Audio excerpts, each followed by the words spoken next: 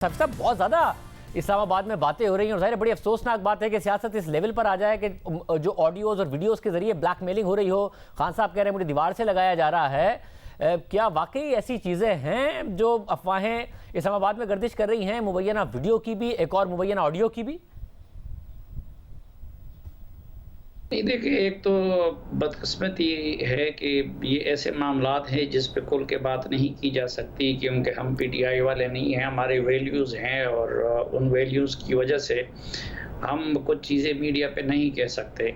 लेकिन मैं पिछले 4-5 साल से ये बात तकरार के साथ कर रहा हूँ कि ये वो बदकिस्मत मुल्क है कि जो इस वक्त ऑडियो वीडियोज़ के ज़रिए चल रहा है। वो मसलन आपने देखा कि चेयरमैन नैब को इस तरीके से ब्लैकमेल किया गया, इमरान खान साहब ने उनको ब्लैकमेल किया और उनके ज़रिए फिर वो दूसरे लोगों को ज़लील करवाते रहे। तो और शुरू दिन से जब पहले दिन वो इक़्तिदार में आए थे तो उन्होंने हम जैसे लोगों की, अपने एमएनएज़ की भी वो टैपिंग की और इस तरह की चीज़ों की हिदायत दी थी। और ज़ाहिर है कि पहले बल्कि इमरान खान साहब को इक़्तिदार में लाने के लिए वो भी ये सिलसिला चला था, उनको सेलेक्ट करवाने के लिए और उनके मुखालिफिन को दबाने के लिए भी पहले जजों को भी ब्लैकमेल किया गया, नैब को भी ब्लैकमेल किया गया, सहाफ़ियों को भी ब्लैकमेल किया गया और इनकी पार्टी में भी बहुत सारे लोगों को ब्लैकमेल करके शामिल करवाया गया। अब ज़ाहिरी बात है कि उनको पता है और उन्होंने ख़ुद एजेंसियों को ये इजाज़त भी दी थी और वो ऑन रिकॉर्ड भी है कि जी ये उनका हक़ है कि वो मेरी टैपिंग करे या किसी और की करे। तो फिर आप बेहतर जानते हैं कि बहुत सारा मवाद है, बल्कि मवाद के अंबार हैं उनके ख़िलाफ़ भी। अब इमरान खान साहब ये एक और ब्लैकमेलिंग का टूल इस्तेमाल कर रहे हैं कि अगर मेरे ख़िलाफ़ मवाद है और उनको लीक किया जाता है तो फिर मेरे पास भी मवाद है कि जिसको मैं लीक कर सकता हूं, या जिस वीडियो की वो बात कर रहे हैं। लेकिन ज़ाहिर है कि वो अगर ऐसा करेंगे तो दूसरे फरीक का पलड़ा हर हवाले से 1000 गुना भारी है। सब जाहिर, मगर सूरत हाल तो अफसोसनाक ही है। तो इन बातों में सदाकत है कि एक तो ऑडियो है जो कि इमरान खान साहब की मुबैना तौर पर अपने ही जो उनके प्रिंसिपल सेक्रेटरी थे आज़म खान, उनसे बात करने की है और ऑफिशियल सीक्रेट एक्ट की खिलाफ वर्जी की बात कर रही है तहरीक इंसाफ। उसके हवाले से फिर कुछ नाजेबा वीडियोज़ होने की भी बात की जा रही है और खान साहब कह रहे दीवार से लगाया गया, तो मैं वीडियो के ज़रिए सारे हक़ाइक़ बता दूंगा। क्या ऐसा मवाद वाकई मौजूद है? क्योंकि कुछ सहाफ़ी तो ये दावा भी कर रहे हैं कि उन्होंने वो मवाद देखा है अनफॉर्चुनेटली। जी बिल्कुल, मवाद सिर्फ नहीं, मैंने अर्ज़ किया कि मवाद का अंबार मौजूद है और उस सिलसिले में हमारी इल्तिजाएँ भी हैं जिसके पास भी हैं कि ठीक है, इमरान खान साहब ने हम जैसे लोगों को गालियां पढ़वाई, हमारी माओं को गालियां पढ़वाई, या फिर पीटीआई ने जिस तरीके से कल्चर को आम किया। लेकिन जो भी फरीक है, हमारी इल्तिजा उनसे हमेशा यही रहती है और आज भी यही है कि ज़ातियात से मुताल्लिक़ कोई भी चीज़ लीक ना की जाए, वो इमरान खान से मुताल्लिक़ हो या किसी और से मुताल्लिक़ हो।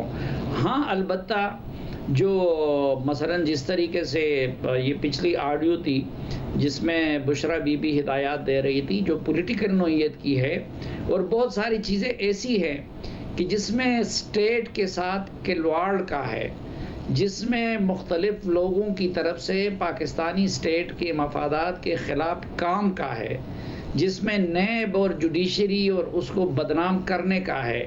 तो ये बहरहाल इमरान खान हो या कोई और पॉलिटिशियन हो, तो उनकी असलियत को और हकीकत को सामने लाने के लिए वो चीज़ें ज़रूर सामने आनी चाहिए।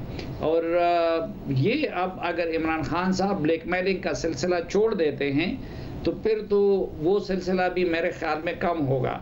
लेकिन अगर इमरान खान साहब स्टेट इंस्टीट्यूशन को ब्लैकमेल करते हैं और ऐसे बयानिए अपनाते हैं कि जिसकी वजह से स्टेट को कीमत चुकानी पड़ती है, तो फिर मेरे ख्याल में जवाब में उनको भी इसी तरह लीक्स का मुसलसल सामना करना पड़ेगा। वैसे अगर खान साहब ने अभी तक साबित किया है कि अगर इस किस्म की कोई चीज़ होगी तो वो चुप करके नहीं बैठेंगे, तो फिर क्या इदारे भी तैयार होंगे कि इमरान खान साहब की तनकीद और ज़्यादा बराह रास्त होती जाएगी और इदारों को बराह रास्त तनकीद का फिर सामना भी करना पड़ेगा अगर सियासत इस तरफ जाएगी? देखिए, बराह रास्त तनकीद ये जो कहते हैं कि मैं राजों से पर्दा उठाऊंगा, तो ये किन राजों से पर्दा उठाएंगे? क्या वो इन राजों से पर्दा उठाएंगे कि जो लाहौर में पहला 2010 में मेरा जलसा हुआ था, उसके लिए एजेंसियों की तरफ से फलां फलां बंदे से इतने पैसे दिलवाए गए? क्या वो इस राज से पर्दा उठाएंगे कि मेरी पार्टी में एजेंसियों ने फलां फलां बंदे को शामिल करवाया? क्या वो इस राज से फ़ायदा उठाएंगे कि मेरा अपना मंसूबा नहीं था, लेकिन एजेंसियों ने लंदन में मेरी और ताहिर कादरी और चौधरियों की मीटिंग कराई और हमारे धरनों का प्रोग्राम बनाया? क्या वो इस राज से पर्दा उठाएंगे कि जी 2014 के धरनों में खून बहाने के लिए और मामले को सीरियस बनाने के लिए 100 से ज़्यादा लोगों को मारने का मंसूबा बनाया गया था? क्या वो इस राज से पर्दा उठाएंगे कि किस तरीके से इलेक्शन से कबल एजेंसियों ने मेरी पार्टी में लोगों को ब्लैकमेल करके और मजबूर करके शामिल करवाया? या क्या वो इस राज से फ़ायदा उठाएंगे कि किस तरह पिछले इलेक्शन में मेरे लिए आरटीएस फेल करवाया गया?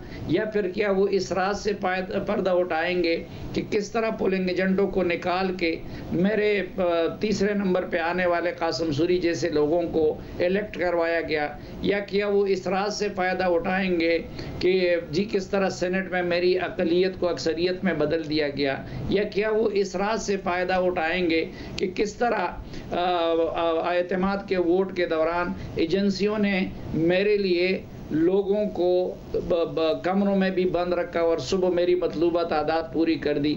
क्या वो इस राज से फ़ायदा उठाएंगे कि किस तरह एजेंसियों ने मेरे लिए मीडिया को मैनेज किया और मुझ पर तनकीद करने वालों का जीना हराम किया और मुझे सपोर्ट करने वालों को नवाजा किया? आखिर वो किस राज से पर्दा उठाना चाहते हैं? या क्या वो इस राज से पर्दा उठाएंगे कि मेरी हुकूमत को किस तरह इनडायरेक्टली बुशरा बीबी और फराह खान वगैरह चलाते थे? मैं तो हैरान हूँ कि वो कौन सी राज है कि जिसकी वो धमकी दे के पर्दा उठाना चाहते हैं।